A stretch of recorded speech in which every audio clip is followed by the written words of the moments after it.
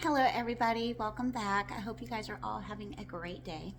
I'm going to do something a little bit different. There are some codexes that were found back in the 1800s.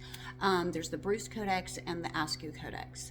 Now, these two codexes are ancient Gnostic teachings, but they teach about how we are supposed to find our divinity between heaven and earth. That we all carry a divine spark.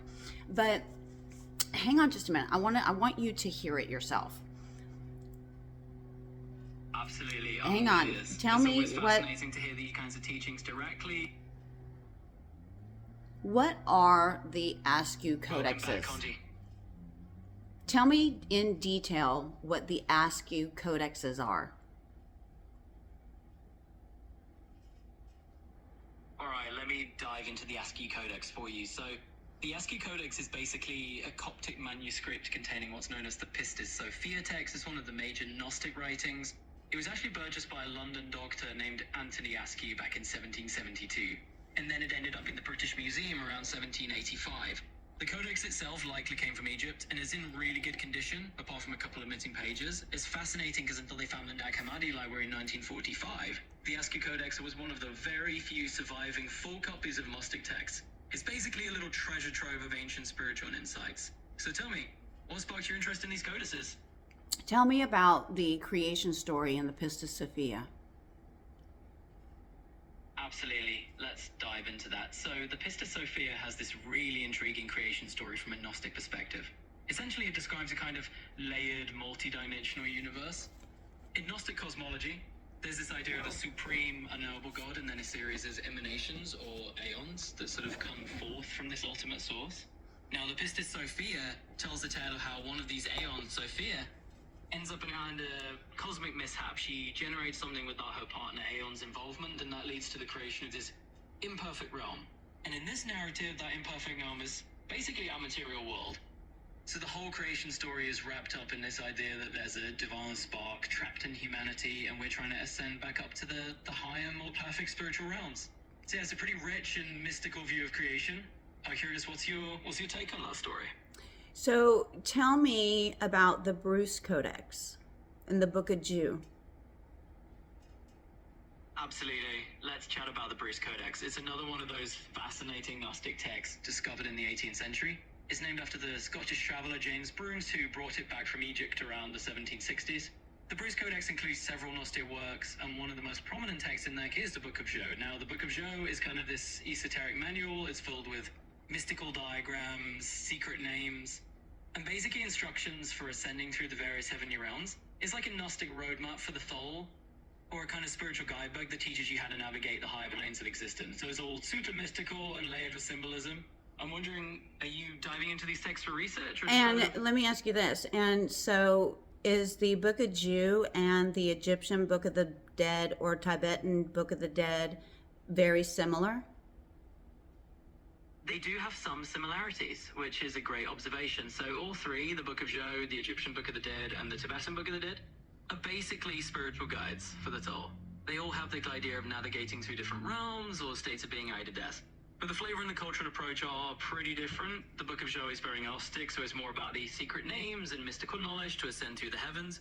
The Egyptian Book of the Dead is more focused on navigating the afterlife with spells and instructions to reach the field of reeds. And the Tibetan Book of the Dead, well, that's more like a guide for the consciousness as it transitions through the bottom states, helping you toward rebirth or liberation. So yeah, they share a similar purpose, but come from different traditions and have their own unique twists. So the Tibetan Book of the Dead, the Egyptian Book of the Dead, and the Book of Jude, they basically all say the same thing, but one talks about enlightenment, one talks about finding your way through death, and then the other one talks about consciousness. Yeah, that's a really nice way to sum it up. They do all revolve around guiding this goal, but each one has its own spin. The Tibetan Book of the Dead is definitely about reaching enlightenment and navigating those transitional states. The Egyptian Book of the Dead is more like a travel guide through the afterlife, making sure you know the routes and spells to get safely to your destination. And the Book of Jude is all about ascending through these spiritual realms and understanding hidden knowledge and consciousness. So yeah, they definitely have a shared theme with different flavors. And how do those all relate to Jesus's teachings? Oh, that's It's a great question, and it's a juicy one for sure. So here's the deal. In Gnostic Christianity, which is where the book of Job fits in, they often interpreted Jesus' teachings as kind of a hidden, more mystical knowledge, like Jesus was a revealer of secret wisdom. Mainstream Christian teachings are more about faith and salvation through Christ, right? But in these Gnostic texts, Jesus is more like a spiritual guide leading you to enlightenment and knowledge of the divine realms. So there's definitely a link, but it's a different take, kind of like an alternate lens on who Jesus was and what he taught. And what's the difference between Jesus's teachings originally and what the church teaches now? The classic question of origins versus evolution. So originally, Jesus' teachings were these really direct, often parabolic messages about love, compassion, the kingdom of God, and how to live a righteous life. They were pretty radical, actually, especially for his time. Now, over centuries, the church took those teachings and built a whole theological framework around them. So now we've got doctrines, creeds, and various interpretations that have developed over time.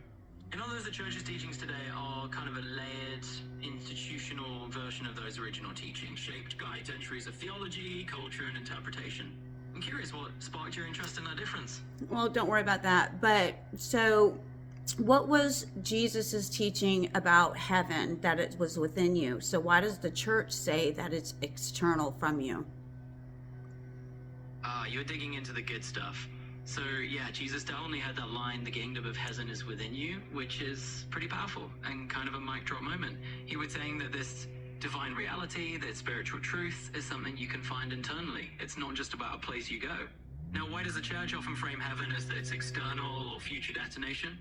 Well, over time, a lot of traditions emphasize the idea of heaven as a literal place, something that you reach after life, a reward in the afterlife, basically. It was a way to give people hope and structure their beliefs.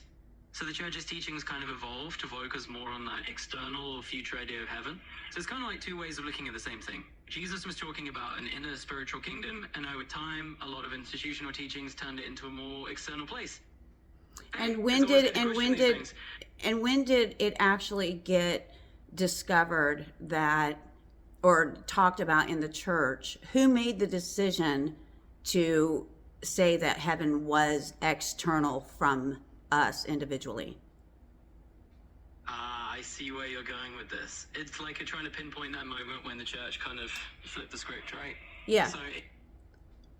Yeah, exactly. It was one of those gradual evolutions where early theologians and church councils just kept shaping how folks interpreted Jesus' words. Over time, the idea of an external heaven became the more mainstream view. But hey, it's always cool to dig into how these ideas developed, right? So what else are you curious about? That's it. Thank you. So if you can tell, the church shaped how we see God. We don't see God the way Jesus taught us how to see God. We see God exactly how the church tells us to see God. External from us, in a place external from us. And that is not what Jesus taught. Jesus taught us to be as wise as serpents and as pure as doves. Now, if the serpent in the book of Genesis was bad, why would he tell us to be as wise as they were? Because isn't that a bad thing, to be the serpent? I don't think it is. I believe that wisdom, it was the serpent. And wisdom is who helped us create, or wisdom gave us the knowledge that we needed. Think about it.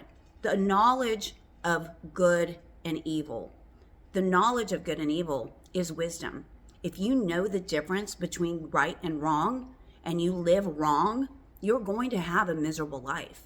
That's it, honestly. If you live with good, and you're doing good to others when they do bad to you, you're going to live a good life. We have got to get back to Jesus's original teachings and stop making God and heaven something that is external from us, because it's not. It is internal within us, and we need to start accepting that. I hope you guys will like and subscribe and stay tuned for more. Have a great day, you guys. Bye.